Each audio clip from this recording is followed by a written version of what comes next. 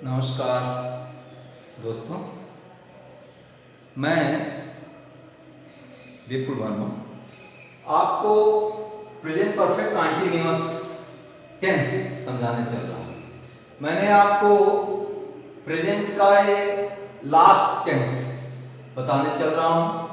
आपने अभी तक present indefinite, present continuous, present perfect को पढ़ा और उसके आगे हम आते हैं प्रेजेंट परफेक्ट कंटीन्यूअस, यानी इसमें परफेक्ट का भी ट्विस्ट होगा और कंटीन्यूअस का भी।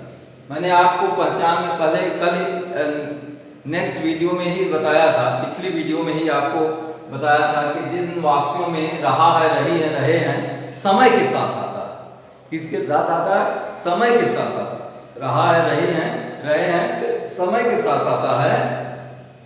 उन सेंटेंस को ही हम प्रेजेंट परफेक्ट कंटीन्यूअस समझते हैं। अगर समय नहीं दिया गया है तो प्रेजेंट कंटीन्यूअस हो जाएगा, यदि समय दिया गया है तो प्रेजेंट परफेक्ट कंटीन्यूअस हो जाएगा।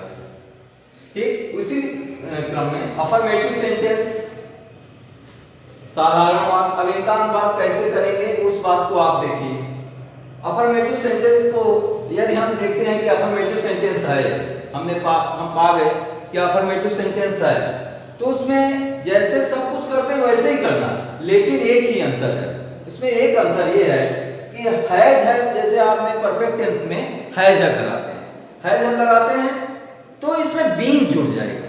परफेक्ट कंटीन्यूअस में बीन जुड़ जाएगा और वर्ब में आईएनजी लगने लगेगी। अभी परफेक्ट टेंस में हम आपको देखा कि आपने वर्ब की थर्ड फॉर्म आप लिखते थे, लेकिन इसमें आपको वर्ब की थर्ड फॉर्म नहीं लिखना है, आपको वर्ब की फर्स्ट फॉर्म में आईएनजी लगाना है। वर्ब की फर्स्ट फॉर्म में आईएनजी लगाना। तो देखिए अफर्मेटिव सेंटेंस सकारात्मक बात करते हैं। हमने आपको एक सूत्र लिखकर दिखाया है, सब्जेक्ट प्लस हैज है। हैज आप जानते हैं कहां लगता है? सिंगुलर नंबर सब्जेक्ट के साथ हैज लगता है, प्लूरल नंबर सब्जेक्ट के साथ हैव लगता है, और बीन सब में जुड़ जाएगा। Has been, have been, has been, have been हो जाएगा। वर्ब की फर्स्ट फॉर्म में आईएनजी, वर्ब की फर्स्ट फॉर्म में क्या लग जाएगी? आईएनजी लग जाएगी। उसके बाद आप ऑब्जेक्ट को ट्रांसलेट करेंगे, ठीक है। वर्ब आप पहले सब्जेक्ट का ट्रांसलेट करेंगे, फिर हेल्पिंग वर्ब लगाएंगे, हैज, हैव बीन, उसके बाद मेन वर्ब को में आईएनजी लगा करके, मेन वर्ब में आईएनजी लगा करके लिख देंगे। उसके बाद आप जो ऑब्जेक्ट आया हो उसको लिख देंगे। अदर वर्ड्स भी जो आए हैं, कॉम्प्लीमेंट सब्जेक्ट ऑब्जेक्ट जो है उसको भी लिख देंगे। उसके बाद हम ये देखेंगे कि हमारा समय निश्चित है या अनिश्चित। निश्चित है तो सिंस लगाएंगे, अगर अनिश्चित है तो फॉर लगाएंगे। लास्ट में सबसे अंतिम में हमें समय लिखना है। जो समय दिया रहेगा उसको ट्रांसलेशन करते समय हम सबसे अंत में लिखेंगे। सिंस सबसे अगर निश्चित है यानी टाइम, पॉइंट ऑफ टाइम, यदि पॉइंट ऑफ टाइम है तो सिंस लग जाएगा, और पीरियड ऑफ टाइम है यानी अवधि दिया गया है उसमें समय नहीं बताया गया है, उसमें फॉर लग जाएगा। उस लगा करके फिर जो समय दिया रहेगा उस समय को हम लिख देंगे, सिंस और फॉर लिख देंगे, ठीक है। से आता है, जैसे देखिए एक उदाहरण में लिखा हूं, वह 2 बजे से सो रहा है। वह 2 बजे से सो रहा है। अब देखिए रहा है, रही है तो आ गया, यहां पर दिया है 2 बजे से, यानी समय दिया गया है 2 बजे से। तो इस प्रकार से यह प्रेजेंट परफेक्ट कंटीन्यूअस हो गया। जब प्रेजेंट परफेक्ट कंटीन्यूअस हो गया तो यही नियम लगा देंगे।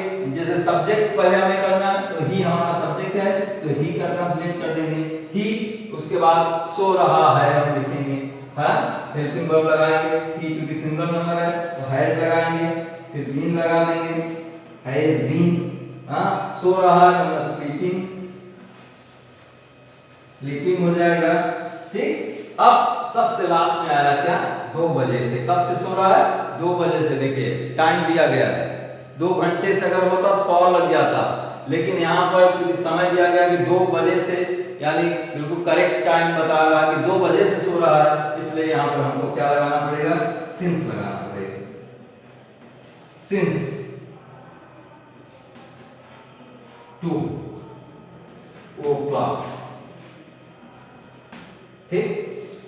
दोपहर 2 बजे से 2 PM लिख सकते हैं हम, ठीक है। 2 o'clock क्योंकि हमें इसमें नहीं दिया गया कि दोपहर 2 बजे से है या शाम को 2 बजे से है। ठीक, इस प्रकार से यह सेंटेंस हो जाएगा ही has been sleeping since 2 o'clock, 2 बजे से वह सो रहा है। मान लीजिए अगर हमारा, इसको आप नोट कर लीजिए, बहुत ही काम की चीज है। दूसरा हम एग्जांपल देते हैं, आप देखिए यहाँ पर, जैसे कोई आ गया सेंटेंस, मैं 2 दिनों से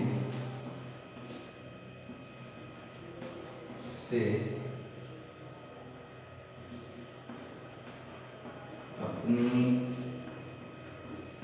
किताब पढ़ रहा हूं।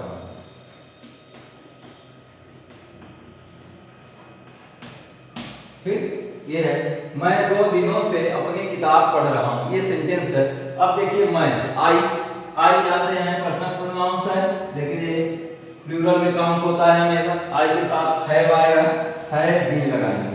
क्या लगाएंगे? Have been. ये हैव बीन हो जाएगा। मैं 2 दिनों से अपनी किताब पढ़ रहा हूँ। आई सब्जेक्ट हो गया, हेल्पिंग वर्ब हमारा हैव बीन हो गया। अब हम पढ़ रहा हूँ की ट्रांसलेशन करेंगे। पढ़ रहा हूँ मतलब reading. I have been reading, read होता है, रीड से रीडिंग हो गया, आईएनजी लगा दिए, reading. I have been reading, क्या पढ़ रहा हूँ? अपनी किताब। I have been reading my book. Last में आई, कब से पढ़ रहा हूँ? 2 दिनों से। 2 दिनों मतलब कि निश्चित नहीं है 2 दिन से, डेट तो दिया नहीं गया है, या सोमवार, मंगलवार, बुधवार, ये नहीं दिया गया है, इसलिए यहाँ पर हम क्या लगाएंगे? फॉर लगाएंगे, क्योंकि निश्चित नहीं है 2 दिन से। ठीक, I have been reading my book for 2 days।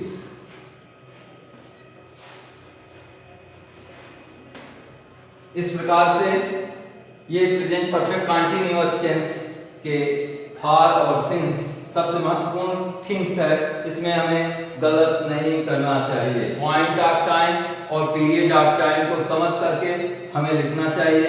हमें ध्यान रखना चाहिए कि पॉइंट ऑफ टाइम जिसमें डेट दिया रहेगा, दिन का नाम दिया रहेगा, महीने का नाम दिया रहेगा। यदि महीने का नाम, दिनों का नाम, सालों का नाम नहीं किया गया है, पॉइंट आउट नहीं किया गया है, 4 साल से, 5 साल से, 2 महीने से, 3 महीने से, इस प्रकार के समय अगर दिए रहते हैं तो फॉर का ही प्रयोग होगा। यदि वह टाइम दिया गया है तो तभी हम सिंस का प्रयोग करेंगे। इसलिए इस ट्रांसलेशन को करते समय सिंस और फॉर की गलती न होने पाए, उसका हमें बहुत ही ख्याल रखना चाहिए। बाकी सारे नियम आपके पुराने पैटर्न पर ही हैं, उसमें कोई दिक्कत नहीं है। जैसे सब वाक्य का अनुवाद होता है उसी प्रकार इसका भी हमें ट्रांसलेशन करना है। सब्जेक्ट लगाएंगे, वर्ब लगाएंगे। यस का मतलब यहाँ सब singular number subject, plural number subject में लिखा हूँ शॉर्ट में आपको समझने के लिए। बीन, फिर वर्ब में आईएनजी, ऑब्जेक्ट अदर्स, फिर सिंस, फॉर, फिर टाइम, सबसे अंत में टाइम लिखना होता है। इस फार्मूले को आप नोट कर लीजिए और जब भी आप कंफ्यूज होइए इसको जरूर रिवाइज कर लीजिए। धन्यवाद। अब हम अगले वीडियो में आपको पास्ट इंडेफिनिट टेंस बताना प्रारंभ करूंगा। धन्यवाद, थैंक यू।